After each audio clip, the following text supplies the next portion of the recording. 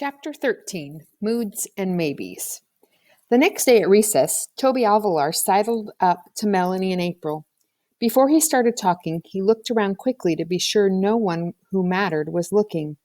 Ken and Toby didn't believe in talking to girls.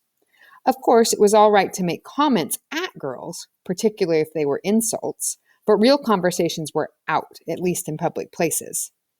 "When are you guys going you-know-where again?"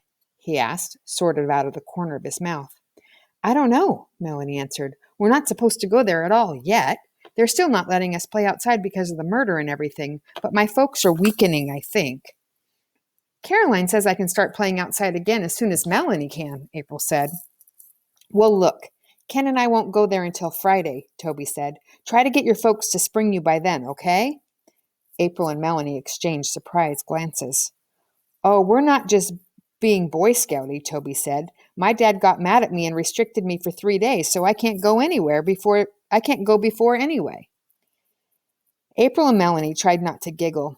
"Yeah," Toby said. "It's all your guys' fault too. My dad got mad at me mad at the way you guys mashed up my costume." "Parents." Toby rolled his eyes in an exasperated expression. "All I ask him for is an idea for a Halloween costume. At first he says he's too busy to think about it. He's an artist and he can't even think up a little old costume idea? Then, all of a sudden, he gets this brainstorm and he spends a whole day making the costume, plus a couple hours putting me into it, and then he's so hung up on the whole thing that he gets mad when I squash it a little." April and Melanie broke down and giggled, and sure enough, Toby was encouraged. "Yeah," he said. "I just walk in the door, see, and my daddy gives me this look and says, 'How many were killed?' I start saying, 'What's he talking about?' And he says in this icy voice, 'Well, obviously, you've been hit by a truck, and I was just wondering about the other casualties.' After that, he got louder and not so funny, and it ends up I'm restricted for 3 days." Toby mugged an exasperated look again and strolled off, leaving the girls absolutely devastated with giggles. It was all very well having a rule about not laughing at Toby, but it wasn't always easy to stick to it. That night at home, Melanie brought up the subject of playing outdoors and got her parents started on an argument about it. Her father's opinion was that we can't keep them cooped up forever, and fortunately he won, on the condition that Marshall and Melanie promised not to play alone. So it all had to wait until the Rosses could get around to talking with Mrs. Hall and Mrs. Chung and get everything all decided, and by then it was already Thursday. On Thursday afternoon, the 3 girls picked up Marshall at his nursery school and hurried to Egypt. They had just 1 day to spend there in peace and quiet before the coming of the outsiders. It was a nice sunny afternoon and everything was right where they'd left it, but somehow it was hard to keep their minds on the game. They were all worrying about the next day. They were wondering if the boys really wanted to play or if they just wanted to tease and make trouble. April said it wouldn't surprise her a bit if they showed up with half the boys in 6th grade and just smashed everything to pieces. In fact, April said she thought they might just as well give the whole thing up and go away and never come back. Later, Elizabeth, with worried wrinkles in her forehead, asked Melanie if April really meant it. Were they really going to give up the Egypt game? But Melanie told her not to worry. "She doesn't mean it," Melanie said. "She's just in a bad mood about something, can't you tell?" And April was in a bad mood. She had been in a bad mood since the day before when she'd gotten a letter from Hollywood. The letter was from Dorothea, and it was very cheery and chatty, and it said that Dorothea and Nick had gotten married. Dorothea chatted about how happy she and Nick were and how she'd moved into Nick's apartment and there really wasn't much room. "Of course," the letter said, "we're both looking forward just awfully to the time when we can get more settled and have a bigger place and have you come to live with us. But in the meantime, darling, I'm sending the rest of your things up to Caroline's as the storage situation here is just terrible." There was a lot more about the big part that Dorothea was about to get, not the same one she'd written about last time, which hadn't really been her type of thing anyway, but this new part.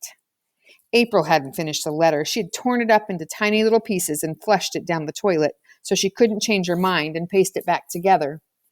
Then she sat on the windowsill and stared up Orchard Avenue.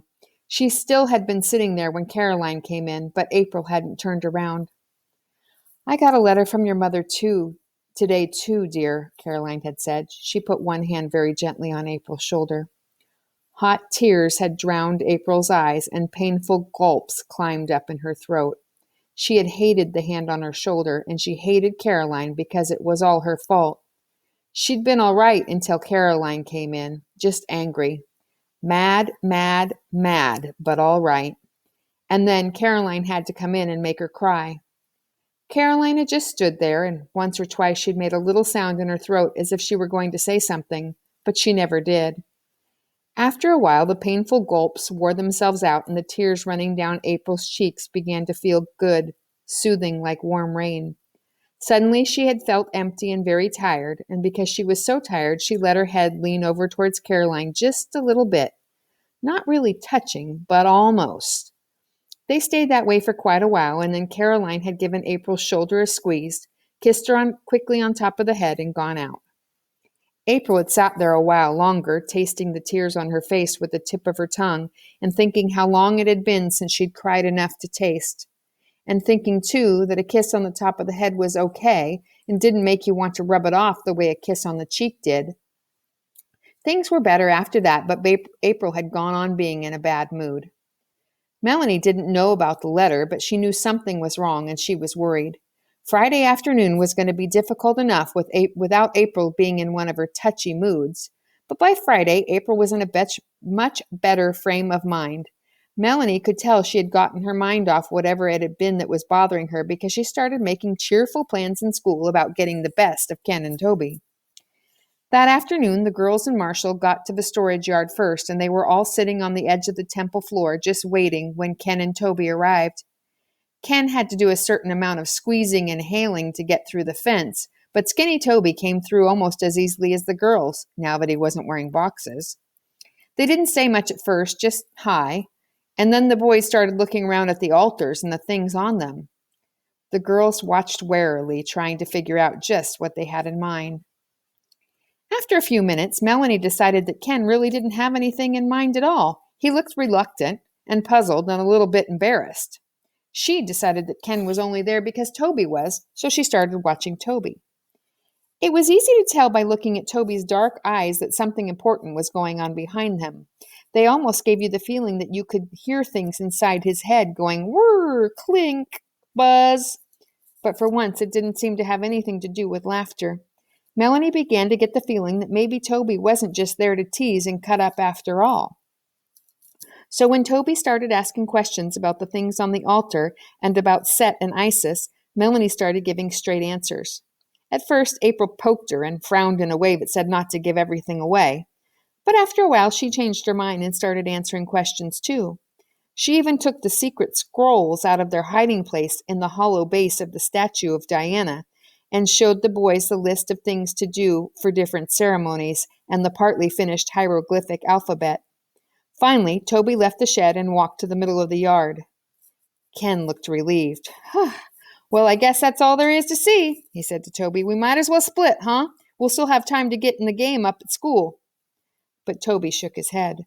I don't feel like playing basketball, he said. Besides, I sort of dig this Egypt stuff. Let's hang around a while, okay? Ken shrugged. Sheesh, he said. I don't care, but the whole scene's pretty kooky if you ask me. It turned out that Toby wasn't kidding. He really did dig the Egypt game. He wanted to hear and see everything. And that first afternoon, he somehow managed to talk the girl Egyptians into doing all their ceremonies and rituals over for him to watch. At first, they were still a little bit suspicious and embarrassed, but when it became clear that he wasn't going to tease, they became more enthusiastic. A couple of times, he even made approving comments like, hey, weirdo, or toughness. Ken was pretty respectful about the whole thing, too. He kept hitting himself on the forehead and saying, sheesh, but his tone of voice seemed to indicate amazement more than anything else. As they were all leaving, a little before 5:30, Toby asked the girls to write down the names of some of the best books about Egypt. He said he was going to the library that evening to check some out.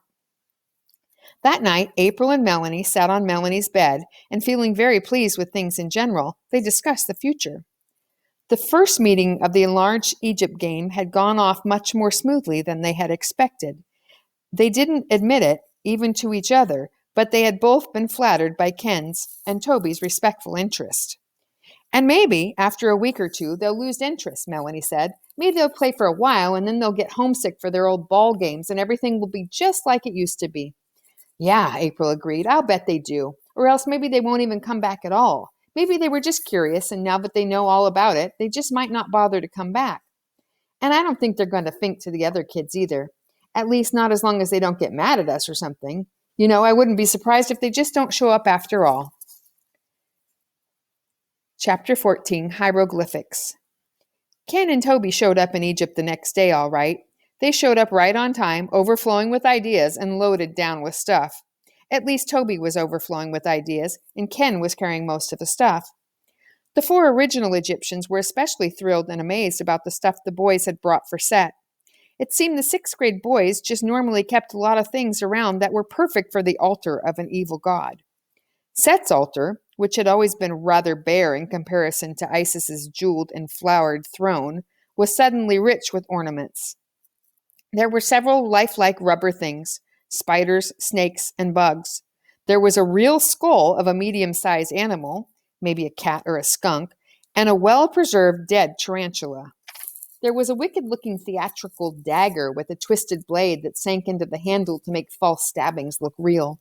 But the 2 best things were a shrunken head and a large, stuffed owl. The shrunken head wasn't real, of course, but it was an expensive rubber one that did look terribly real. It was Ken's, and he was obviously quite pleased with himself for bringing it.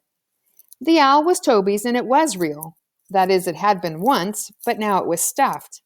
It was a little beat-up looking, but Toby said that was because he'd had it ever since he was a baby. Actually, what he said was that his father had given it to him to cut his teeth on when he was 5 months old. But that might only have been one of Toby's stories. Anyway, it looked great perched on a little shelf just above the altar of the evil god. It sat there in the shadows among the spider webs and peered down balefully over its tooth-scarred beak. At first, Toby suggested it could be a servant of Set, whose duty was to carry the message of doom to Set's victims.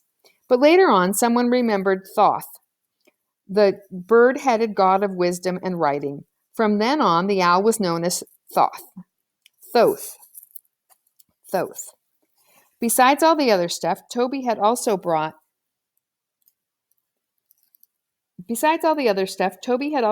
some pencils and paper. He said he'd been thinking it over, and he decided the first thing they ought to do was finish the alphabet of hieroglyphics the girls had started. Oh, is that right? April said. Is that what you've decided? Whose Egypt game do you think this is anyway? Just because... She had a lot more things to say, but Toby interrupted. Okay. Cool it for a minute and let me finish. Let me tell you the rest of my idea before you start flipping your wig. Then if you don't dig it, he shrugged, we won't do it. That seemed fair enough, so April shut up, but she kept her eyes narrowed warily as Toby explained. When they had the alphabet all made up, they could memorize it and use it to write secret messages at school and every place. They could write about things like when to meet in Egypt again and what they thought of the teacher and all sorts of other private information. Then, if the messages fell into enemy hands, no one would know what it was all about. Besides that, Toby thought they should each choose an Egyptian name. Marshall was already Marshamosis, and a hieroglyphic symbol that stood for the name. That way, each one could sign his messages with his symbol, and that would make the whole thing more mysterious. Toby took out a piece of paper, all folded up into a tiny square, and spread it on the floor of the shed. On it were some hieroglyphics and some Egyptian names that he had copied out of books the night before. Everyone except April immediately got down on hands and knees and began to examine the paper eagerly and discuss possible names. April was telling herself it was a crummy idea, when all of a sudden she remembered Bastet. Bastet had always seemed especially intriguing to April. She was a sort of cat goddess, and there was a famous statue of her as a cat, with cruel, mysterious eyes and earrings in her ears. If you were to pick the name of Bastet, your symbol could be a cat's head with earrings. Hey, she said, dropping down to join the group, I've got a great one. Everybody liked April's name and hieroglyph. In fact, Toby said it gave him an idea for a hieroglyph for himself. He already picked out his name. It was Ramus, after a famous Egyptian wise man. And since an owl was supposed to be wise, what could be better than an owl's head for a symbol? Melanie knew right away what she wanted her name to be. She had gone once with her parents to hear Leontine Price sing Aida, and had been fascinated with the tragic story of a beautiful princess who had been a captive in ancient Egypt. As a matter of fact, she had already thought of herself as Aida, but at times when they were playing the Egypt game, but she hadn't told anyone. A symbol to go with Aida was a bit of a problem, but finally Melanie picked the bird hieroglyphic because it stood for the letter A in the real Egyptian alphabet. When everyone was through choosing, Melanie made a new scroll and added it to the secret records. Ken had picked the name of Horemheb because Toby and Horemheb had been a great general. Because Toby said Horemheb had been a great general and also a pharaoh, he thought up his own hieroglyph of a bloody sword. There wasn't anything particularly Egyptian about it, but it did seem to go with being a general. Elizabeth's symbol was April's idea. It was a real Egyptian hieroglyph, and it meant heart, to go with Nefertiti, which means beloved one. And of course, Marshall's hieroglyph was the double crown of Egypt because he was already the boy pharaoh, and that's what he liked to be the best. The next few meetings of the Egyptians were taken up with finishing the hieroglyphic alphabet and memorizing it. Some of the letters that they used in their alphabet were actual Egyptian hieroglyphs, but for the sounds that were missing in the Egyptian alphabet, as well as a few that were too difficult to draw in their original form, they made up their own. Then, because their book on Egyptian writing told how hieroglyphics were considered magical works of art as well as writing, and because they were always done in many bright colors, it was decided that some sets of colored pens were necessary. So the game was suspended for a couple afternoons while money was raised to buy the pens. Ken and Toby mowed a few lawns, and the girls and Marshall scouted the neighborhood for empty bottles to return to the grocery store. Just buying the pens took most of another afternoon because it took so long to get waited on at Schmidt's variety store. Melanie said her mother said that the reason Mr. Schmidt never had a clerk for long was that he paid such low salaries, except for Mr. Schmidt's cousin, a stocky red-headed young man with blotchy freckles. There was no one working in the store that day but Mr. Schmidt. The cousin never waited on customers, but only dusted shelves and brought stuff out from the back room. And Mr. Schmidt himself never waited on kids until after all the grown-ups were taken care of, no matter who'd been there the longest. So the Egypt game waited, and it was all pretty frustrating. But the pens were worth the effort, and during the next few days, Egypt was full of scribes practicing the ancient art of hieroglyphic writing. In a short time, all sorts of possibilities were suggested and explored. Letters were written and exchanged and deciphered. Decorative hieroglyphic borders were added to the poster paint pictures that already adorned the walls of the temple. Secret mailing spots were picked out all around the neighborhood, such as a certain clump of weeds in an untended parkway or the crotch of a particular plum tree. A mysterious and beautifully drawn passage of hieroglyphics got loose in the 6th grade class at Wilson School and was passed around and puzzled over by everyone, including the teacher, but no one came even close to figuring it out.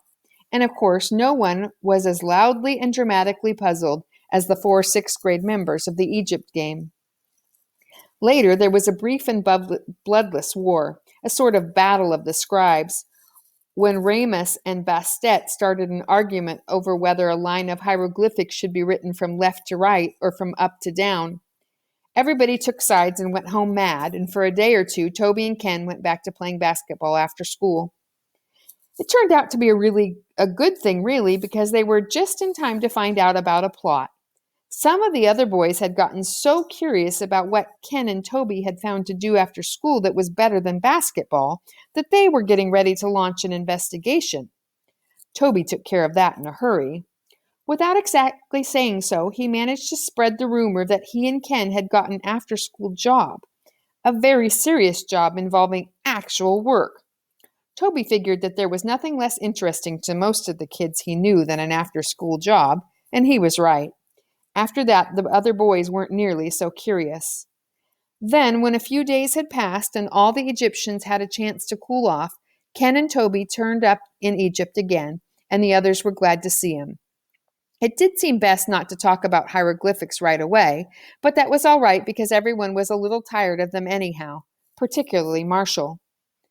It wasn't that Marshall hadn't taken any interest in hieroglyphic writing, because he had. As a matter of fact, he could almost do a better job of reading and writing in Egyptian than he could in English. But since he wasn't even in kindergarten yet, he wasn't exactly fluent in either one. So towards the end of the hieroglyphic period, when he'd learned about as much Egyptian writing as he felt ready for, he hadn't had very much to do. Most of the time he spent just watching.